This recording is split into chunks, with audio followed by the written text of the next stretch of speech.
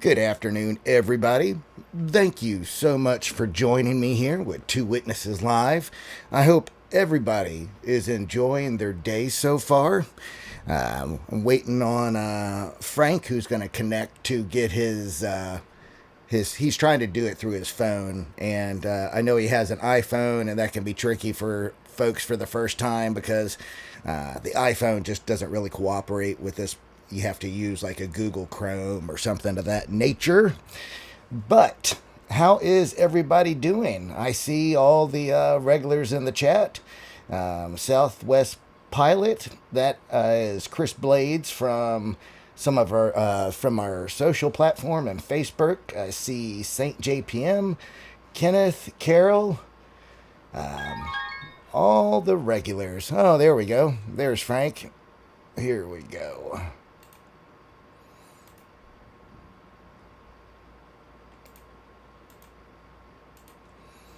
There you are, Frank.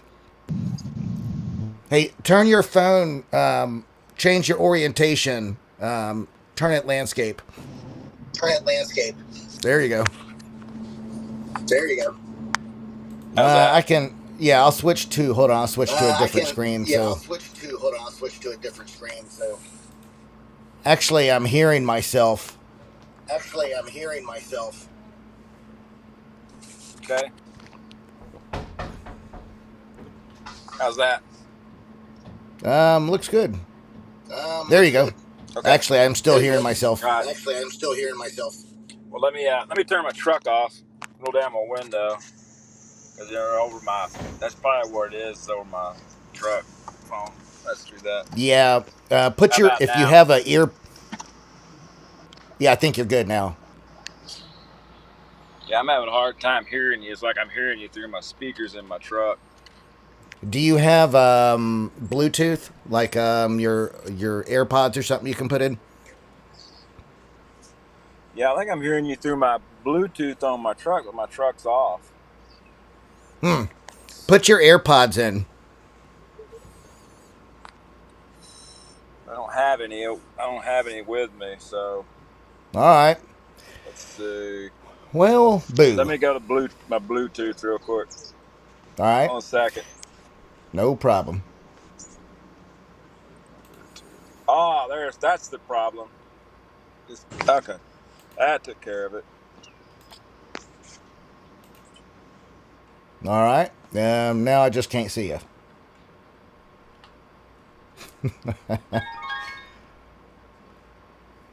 There we go. We're making progress a little.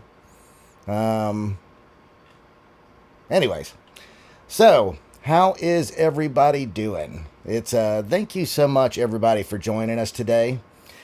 It's a absolutely beautiful day here in the Southeast United States.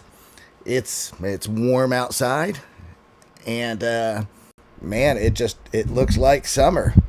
How is everybody doing? I see all the regulars in the audience. Let's see here. Kenneth, August. So nice to see everybody. So Frank had said something last night that kind of stuck with me about the 144,000. And, the more I really thought about this, the more I was like, could we be the 144,000? That's what I was thinking.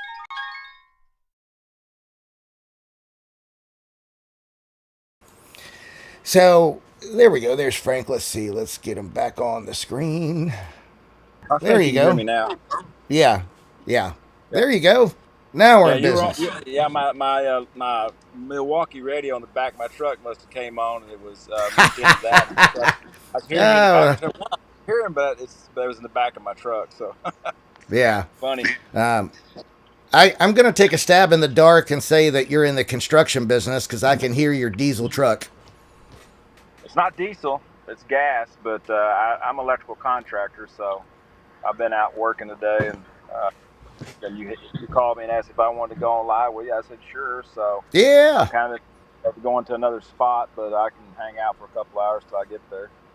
Sure. Yeah, my my father, one of his, well, I wouldn't say his skill set, but he went to his degree was in electrical engineering, and folks that understand the art of all the electrical stuff, that's a great skill set to have.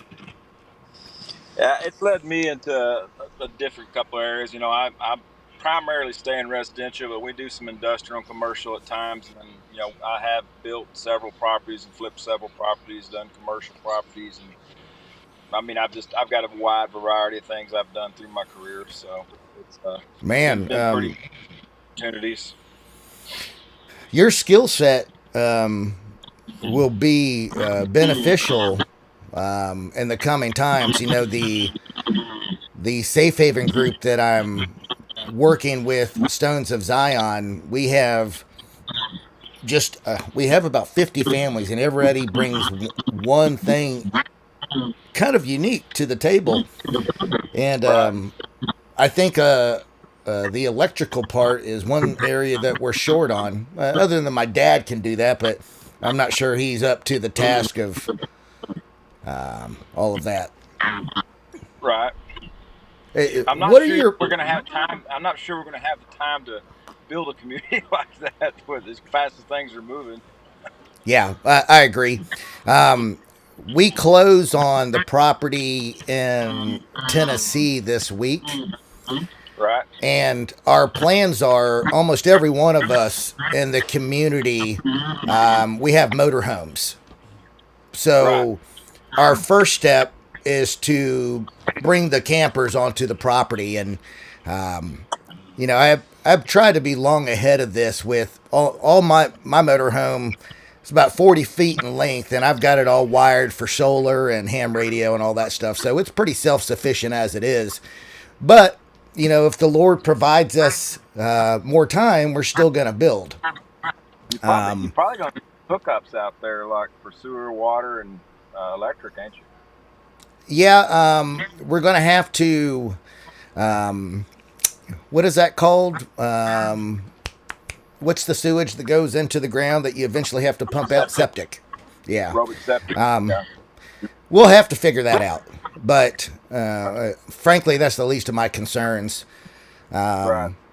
The one of the most The ones important I've seen, the ones I've characteristics. seen going, yeah, the ones I've seen going in around here, they drill a well, a pretty deep well, and they get a big storage tank that'll hold a lot of water, and then that feeds the different how many motorhomes you're putting in there or travel trailers. It could be up 30 or 40, and then of course you got to get a septic system big enough to handle that many that can tie into it. So that's infrastructure you got to put in there, and then you got to get your electric in. So that requires probably a 50 amp RV outlet for Yeah. each location you're going to park them. But that's almost the only possibility for younger generation to have a place of their own nowadays is like that. That's really the only thing that's affordable to me. Seems practical.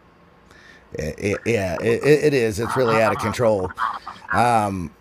Luckily, I spent about 6 months a few years ago really troubleshooting and learning through mistakes on how to get my motorhome to run completely independent off the grid. And it has its own 50 amp generator and shore power, but I was able to get the solar to operate on a level where it can run the whole bus as long as we have a day full of sun.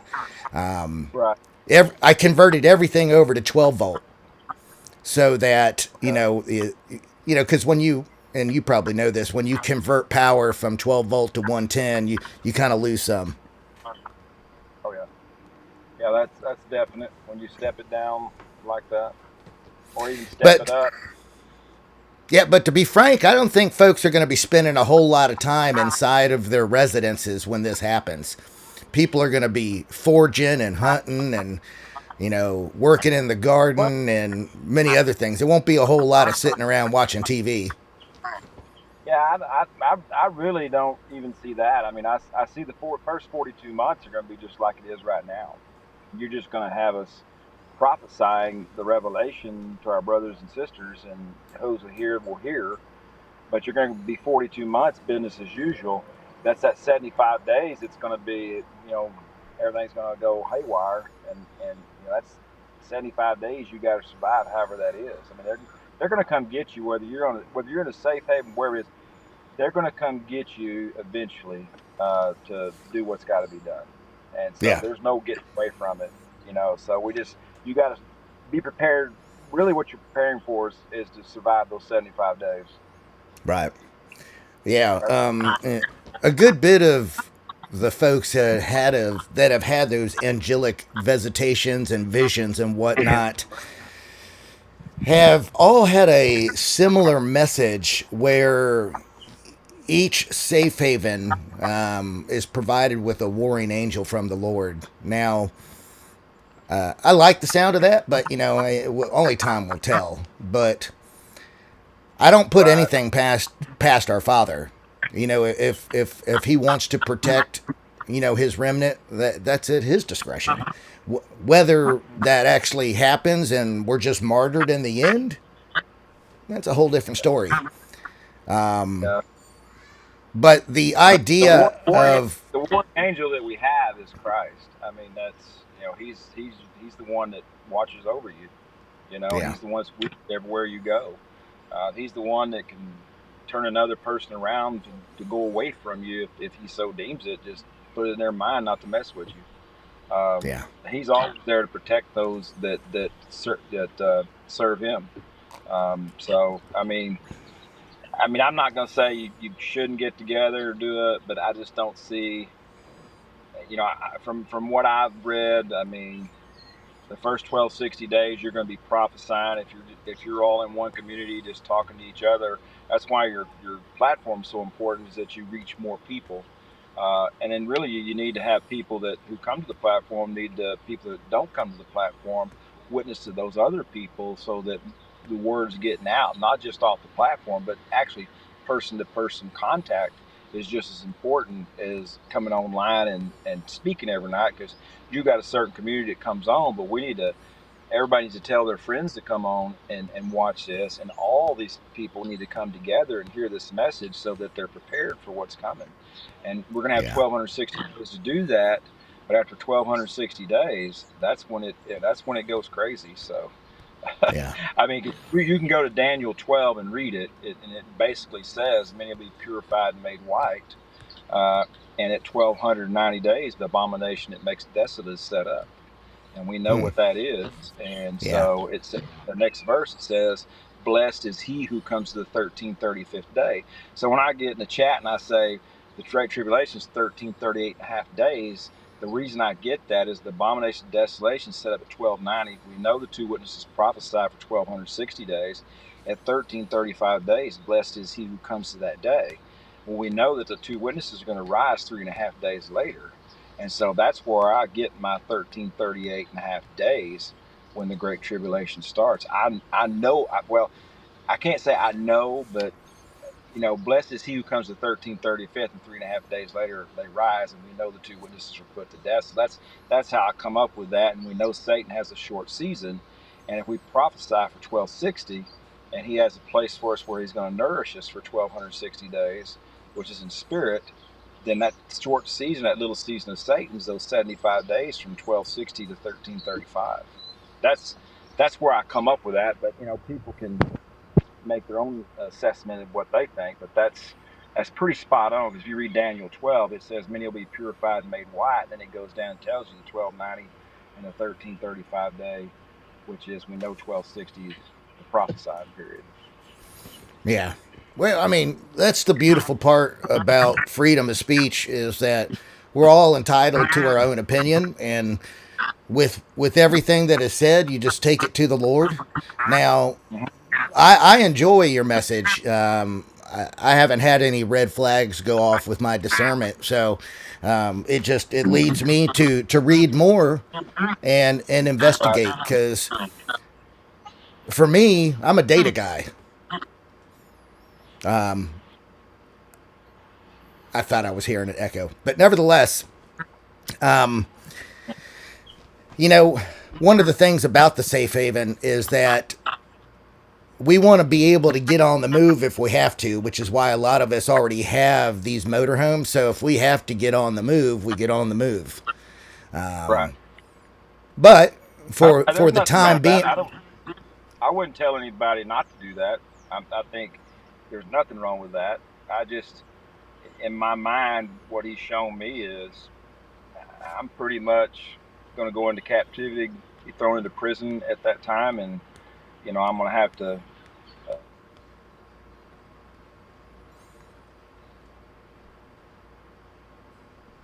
I think we lost him.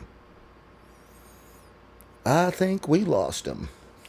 So I saw a couple people in the chat. How do we get to the safe haven, and when do you think it will be ready? Well, Sherry, Stones of Zion already has one established safe haven in Missouri. The second one we're building right now is in the southeast Tennessee mountains. If you're near Chattanooga, it's within about 30, 40 miles of Chattanooga. It's up on top of a long ridge line on top of the mountains. I won't give any more specifics on that. But for those of you who are on Truth Burns, our private social platform, we're going to be providing all the information to our members there, because safety in my eyes will be in numbers. Safety will be in numbers. So the concept with us is that we build the infrastructure in a community that can stand on its own without having to rely on the system itself. Because when that mark of the beast is released and you're not able to buy, sell, trade, I think there's going to be more to that. I think you're not going to be able to have a bank account. I don't think you'll be able to go into stores. I think you'll be pretty much blacklisted from society and not able to participate without having that mark. So our plan is to try to, weather the storm. Now, whether we are successful at that or not, I'm prepared to be martyred. But I'm still going to give it my all. I have folks that I love, that I want to take care of. So I'm going to at least try. Frank, you back?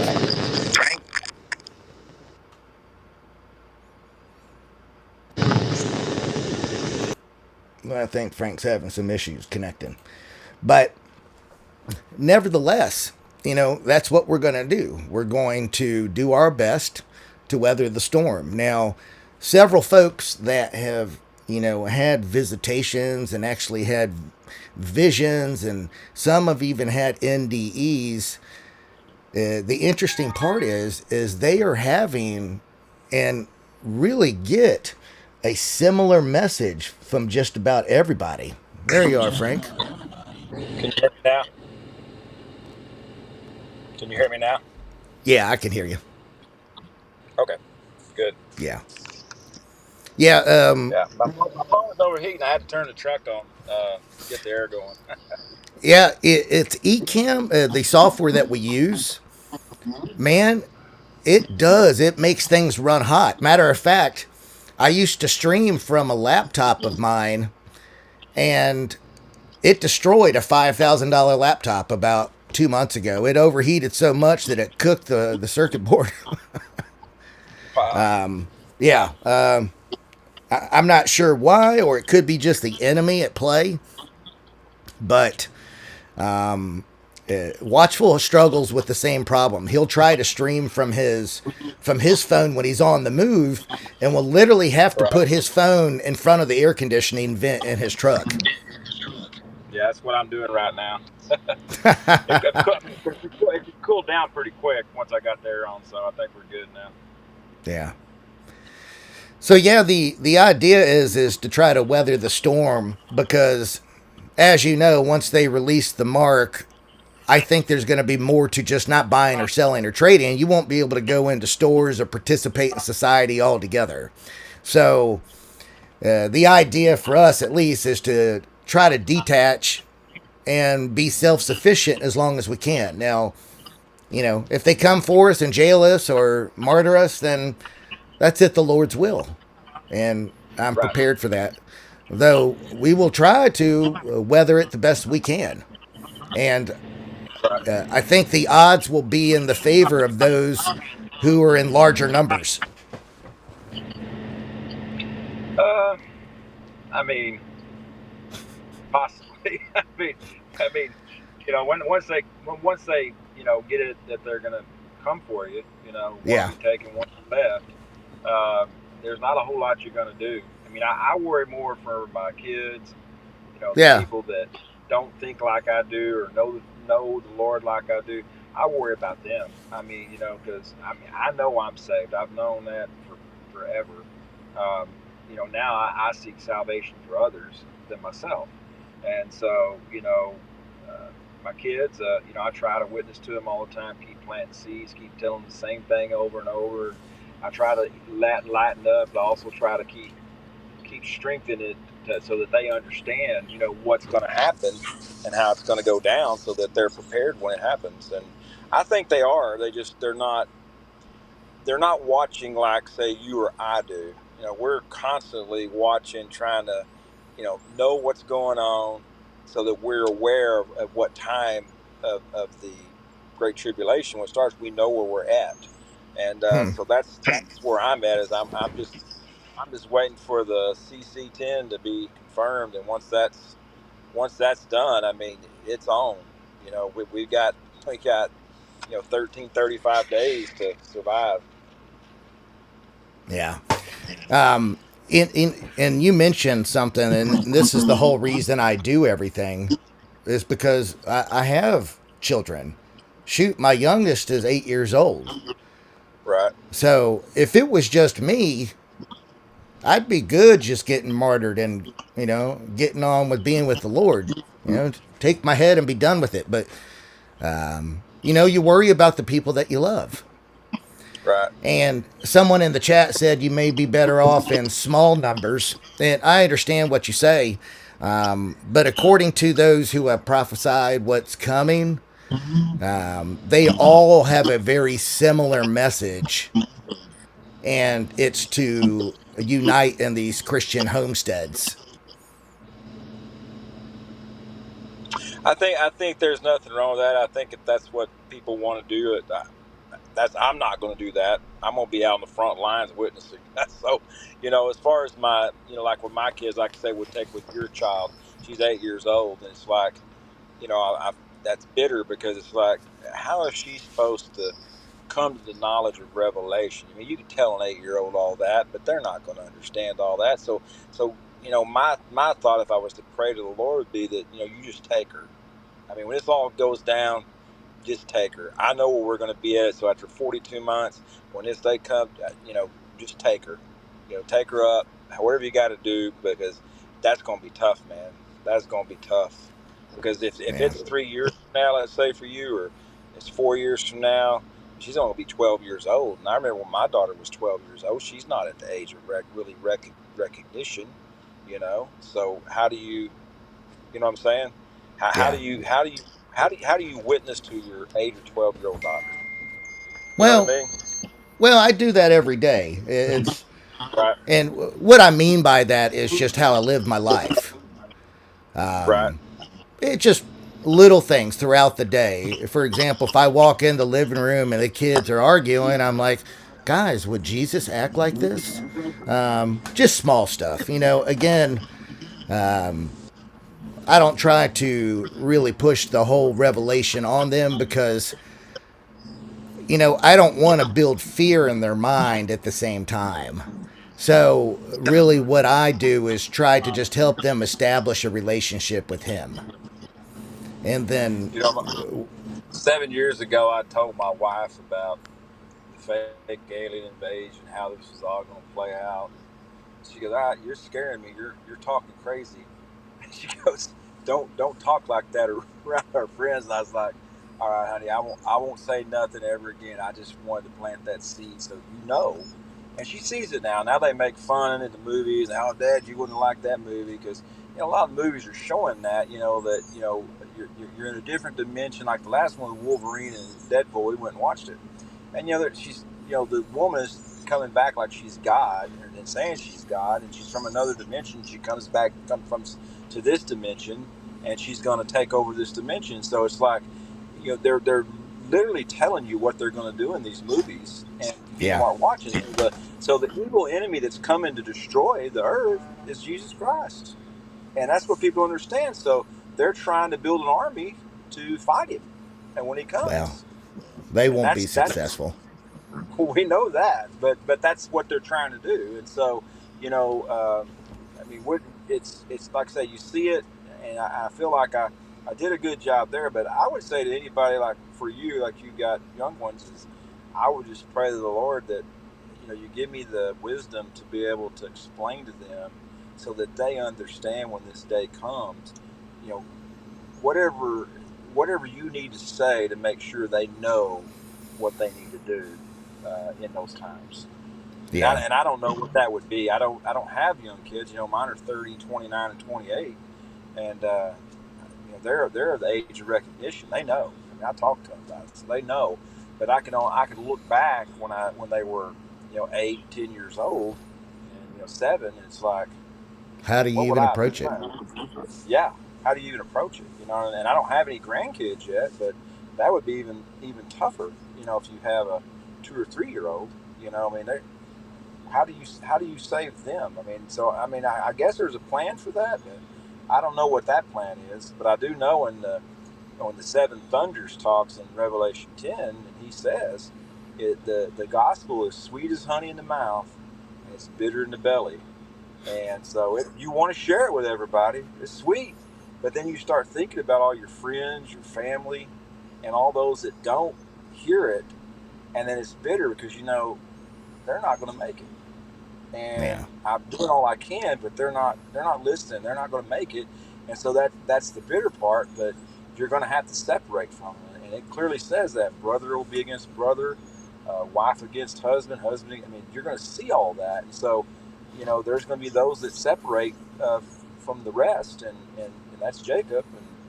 And when that time comes, it's not going to be. I mean, it's easy to say I'll put my head in a guillotine. You can lop it off for the Lord. I can do that, no problem. But man, it's going to be tough when your friends and family there, and they want you to not. They want you to do these things that they're doing to stay with them and live in this world, and you're saying, no, I can't do that because the Yeah. Bible specifically tells me I can't do that. So that it's going to be tough, man. It's going to be really tough. It's going to be tough on a lot of people. Fortunately, my wife understands what's coming as well.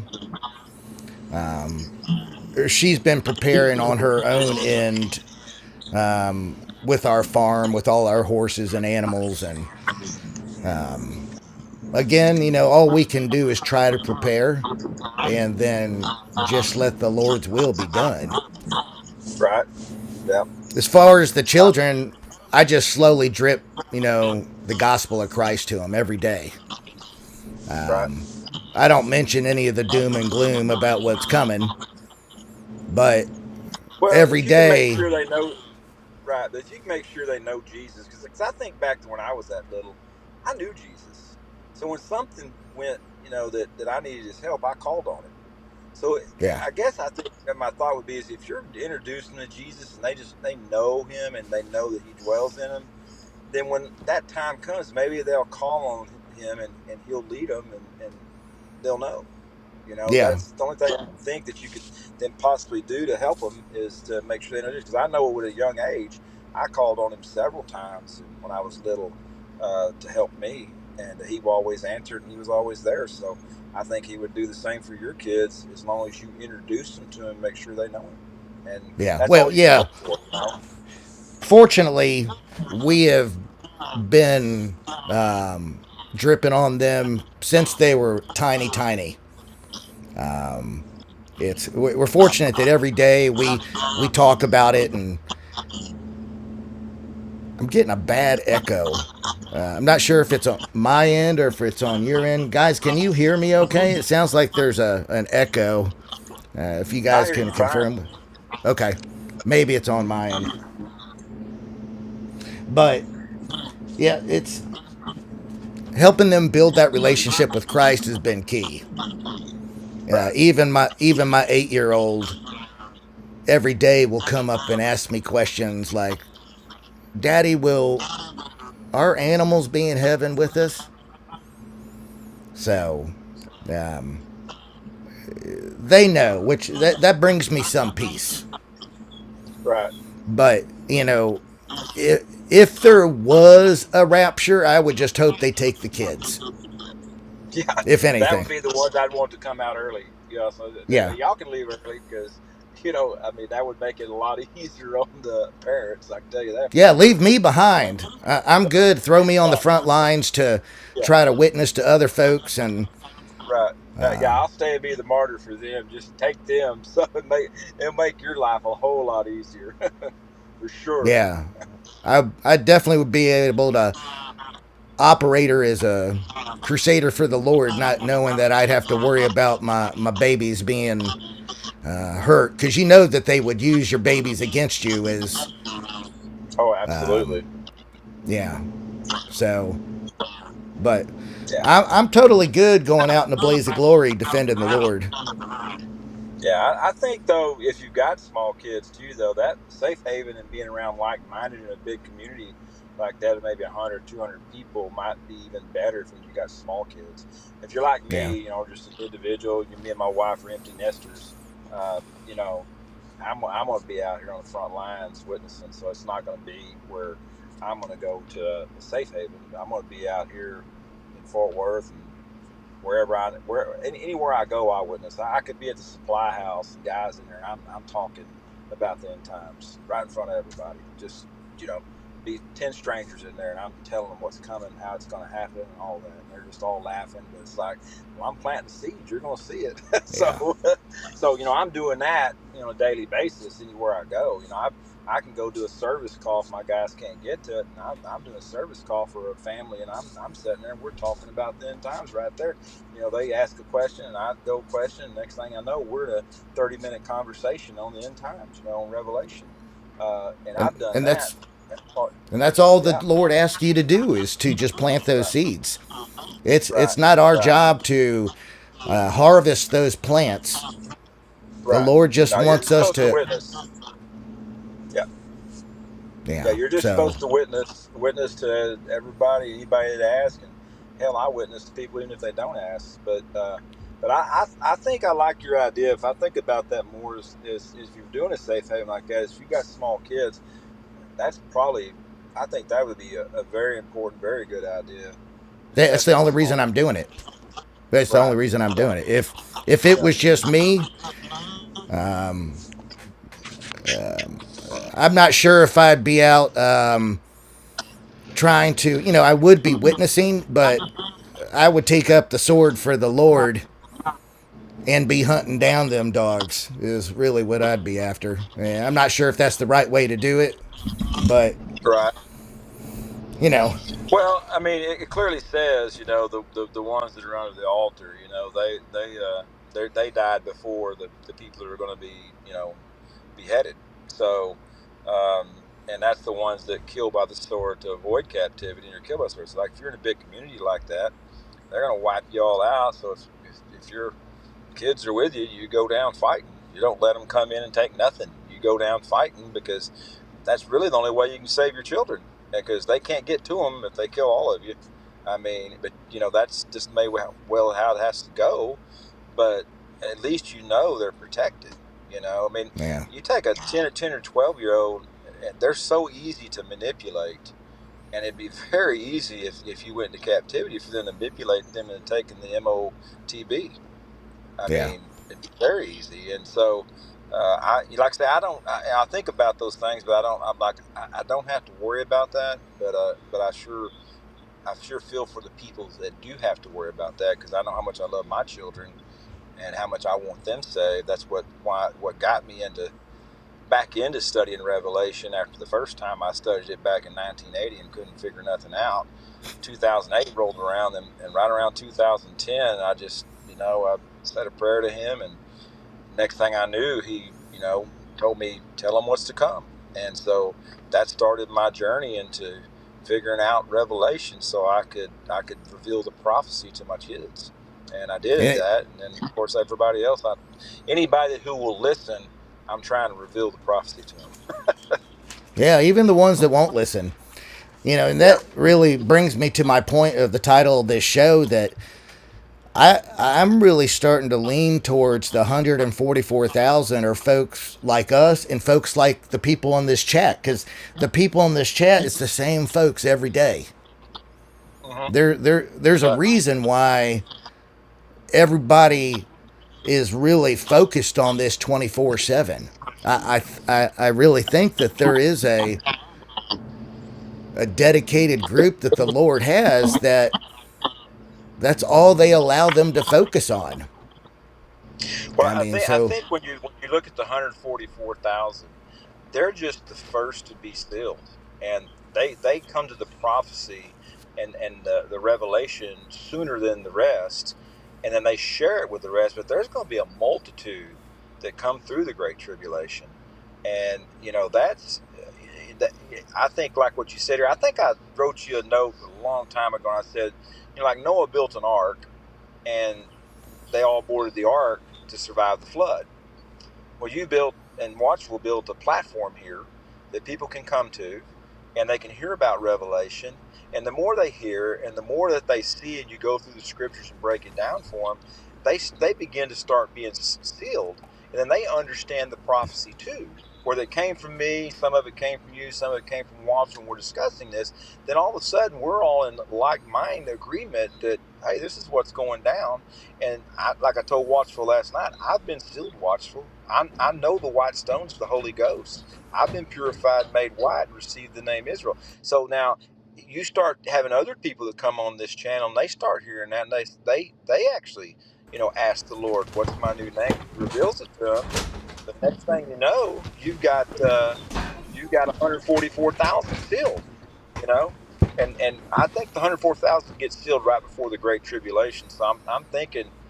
I mean, we're close. I mean, there's a few guys in the chat that I talk to sometimes, and we message each other on the the Two Witnesses Live app, whatever you want to call it, and I know they're 144,000. I've talked to them, and we talk back and forth. So I know there's other people on here that think just like I do, and they hear the things I say, and I hear the things they say, and we're in agreement. And it's just like you. I'm talking last night, and you're following along like, no, I get it. I get it. And Watch was having a little bit of a hard time getting it, but he's still seeking the same thing. So I think if him and me talked for 2 hours, just him and me, and we went through it, I think he would see what I'm telling him, and I think he would well, he understand does. it. Yeah, he would We understand it a talked lot better. afterward. We talked afterwards. I think what you said um, started the process Right, because right, we talked about it in our administration chat for a little while afterwards. right. But yeah, I mean, I know that the scripture mentions different tribes of Israel, and I mean, we very well could be. I don't know what my roots are. I mean, I could take a stab in the dark, but Well, I I mean, mean, people have asked me that. They say, "Well, what tribe are you from?" I said, "Well, good question. I know I've entered the gate. I know there's 12 gates, and I know I've entered one of them. What tribe are you from?" And I said, "Well, the only way I got to figure it out is I was born in January, and the tribe of Judah is the first tribe mentioned, so I guess I'm the tribe of Judah." And you go the second month, and whoever's born in that month, they're that tribe. You got 12 months, I'm and you're born February. in. Yeah, so I'm saying, now I'm not saying that's it, but I'm Yeah. saying that's what he's put in my mind to think. Because I asked him, and I'm like, "Well, what tribe would I be from?" And he's like, "Well, you were born the first month, so you'd be the tribe of Judah." Okay. Now I can't say that's for the spirit talking to me, and I can't prove what tribe I'm in. Nobody can prove who the 12 tribes are, but it makes sense. My spirit was born in January, first month of the year, so who knows? But Yeah. but the same token, though, I know for a fact that when he talks about the 144,000, they've never been involved in religion. They basically have only ever talked to the Lord and studied with the Lord, and therefore um, they've not defiled themselves with the woman, which is religion. So I don't know Yeah. if you've been involved in religion. And when I say being involved in religion, like you hold a doctrine, like you're a Muslim or you're Catholic or you're Mormon, you're involved in that church, and so your beliefs are based on what another man taught you, not what you learned from the Holy Ghost. And if Yeah. that's the case, then you defiled yourself with religion. So therefore, you couldn't be one of the 144,000, but you could definitely be one of the multitude. Because Yeah. that's like my dad. My dad can't be one of the 144,000 because he wouldn't believe things that I'm showing him directly because he's been taught religion. Therefore, when it says, "Come out of her, my people, lest you be partakers of her sins," he had to come out of that religion and remove those thoughts completely and come to the Lord as a child, and then let the Lord teach him what he needed to know and not what religion taught him. Well, you know And that once he did that that, it's crystal clear. you know that in some ways it makes sense because some folks are just not able to process it. I mean, they read Right. it, but they don't understand it, and it just won't click. Um, I grew up in a Christian home, but I wouldn't say that religion was our core. We just, we just follow Jesus. Um, No, same here. I mean, my mom and dad were involved in church. I never was. My brothers weren't, but we knew Jesus and we followed Jesus. The whole family did. But he went to church. He did the Bible study. They had people come and talk to him and teach him, and he had asked people, what does this mean, and try to gain understanding by asking other men, what does this mean? I've never done that. I've talked to people, and I've heard yeah, them speak, and then once they said something was true, that was the Spirit speaking through them, and I understood it, and then I knew that doctrine was true. And I think that's probably mostly likely what you're doing in your case, because you're having people on every night and everybody's talking different things, and your doctrine is going to change because you're going to you're going to follow what one guy says and think that's what he's saying is true, and then all of a sudden you're going to hear another guy and you go, wait a second, if that's true, this can't be true. So yeah, now I've got to refigure all that out. And so that takes a lot of years of studying and listening to other people and working your way through the scriptures, to build that solid foundation so that you're standing on the white stone.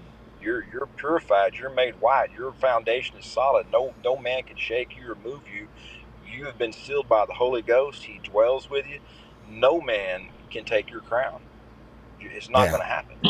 And that's Yeah. I think that's where you're at. I know that's where I'm at.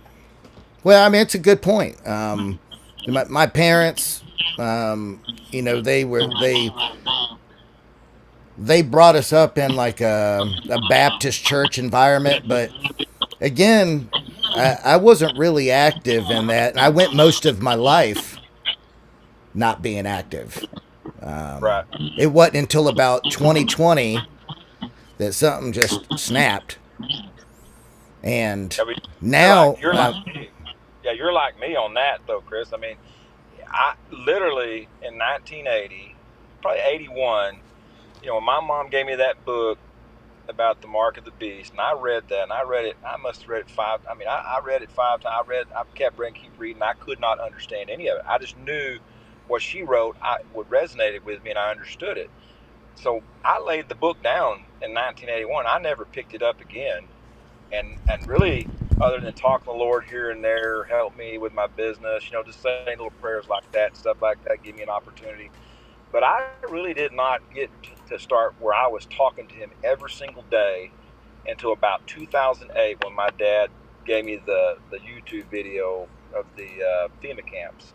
When he did that, at that point from 2008 up to now, it's been an everyday 24/7. All I do is talk to him. Now, I'm not saying you could go out one night, have dinner, and you're just in the moment, you're talking with your friends, having a good time. Then you get done with that, and then all of a sudden, you're back to talking to Jesus again. And you're talking to him all the time. And sometimes you go and you can't even concentrate on what you're doing with your friends and hanging out because you're just sitting there talking to him. You can't even stay in yeah, the moment, because it's a 24/7 thing now. It just resonates in you all day long. And I think that's what you were discussing for yourself and for like Watchful. It's just a 24/7 thing. You're constantly staying in the Word, trying to be prepared for what's coming. yeah. Someone says that I have. Sounds like I have some interference, and you said you can hear me, okay? I hear you fine. Okay. Maybe it's something on my end, but nevertheless, yeah, it's interesting because even if I try to focus on something else, I can't.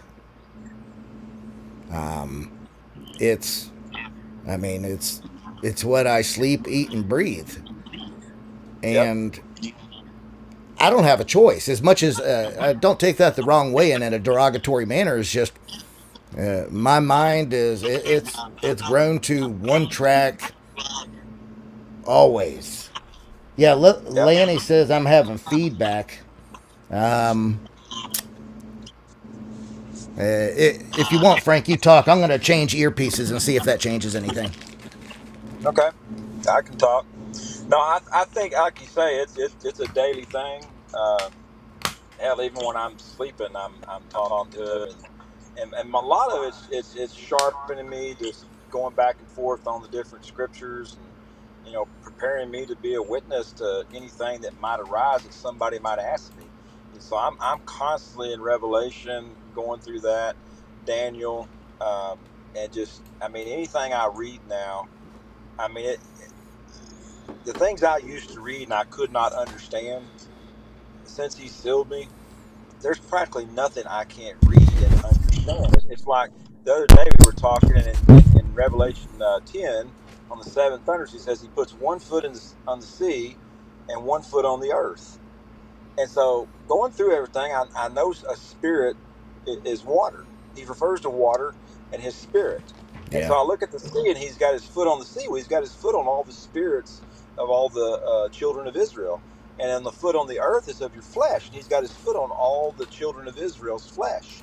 Because that's where he's ruling you with an iron rod. So he's with you, and he's teaching you this. And when it's like, if I speak have the Holy Ghost and you're listening to him, then what I'm saying should resonate with you, because I'm prophesying what he's giving me to tell you. And so either you're going to hear it, you're not going to hear it. But if the stronger your relationship, if you're truly seeking him within, then you'll hear what I say. And if it's something I'm saying wrong, then you'll look at it and pull other scripture out and say, no, well, what about this? And then yeah, all of a sudden we start materializing and understanding even more of the scripture, to where it becomes more vividly clear what's going to happen. That's been my journey for since 2008, which is 16 years. Is this, you know, like I told you, fighting the doctrine of Balaam, just arguing with Catholics, arguing with Mormon, just whoever it was, and going through the scriptures. And there's times that people have said things, I'm like, hold a second, that don't match what I've got here. And then all of a sudden my doctrine changed, and all of a sudden more things became more clear and more apparent yeah, to me. And after 16 years, I mean, it's solid, man. I mean, I don't. It's going to be very hard for anybody to tell me something that I'm not going to know that just by reading it, because it's like he reveals almost everything to me now. If something's not being Yeah. revealed to me, it's not time yet. That's the way I see it. He's just not revealing it yet because it's not time. Because usually when I read something these days, immediately I know what it means. And before, say 10 years ago, I could read that verse, I'd have no idea what it meant. But nowadays, since a year and a half ago when he sealed me, I mean, I can read anything and I just know. I know what it means, So yeah. I'm not sure if my feedback is fixed. I may have to reboot my system because I've tried everything on this end. right. Well, I Um, hear you fine. So I don't know. I yeah, mean, it's weird. I hear you clear, but then again, I'm on the live with you, so it might be different. I don't know if they hear feedback from me or if it's just you. Yeah, I think it's on my end. Can you guys Okay. hear me okay, or is it still jacked up? 18. Waiting on. I'm going to go to. Someone asked me to look at Numbers 18:15. Okay. Yeah, Laney said it's not fixed. Here, let me. I turned my mic off, and now I'm using my AirPods as a microphone. I'm not sure if that fixed it. How about now, Like I Frank? said, you're clear with me, so I don't know. You have to ask the chat. Yeah, It is. It's jacked up. I'll probably have to reboot Ecamm. So I'll have it fixed for tonight's show. Okay. Try You're gonna read one. numbers. Yeah, I'm going to try. Numbers. Let's see here. Said Numbers. 15, 18, I think. Yeah. Yeah. 18, 15. Yeah.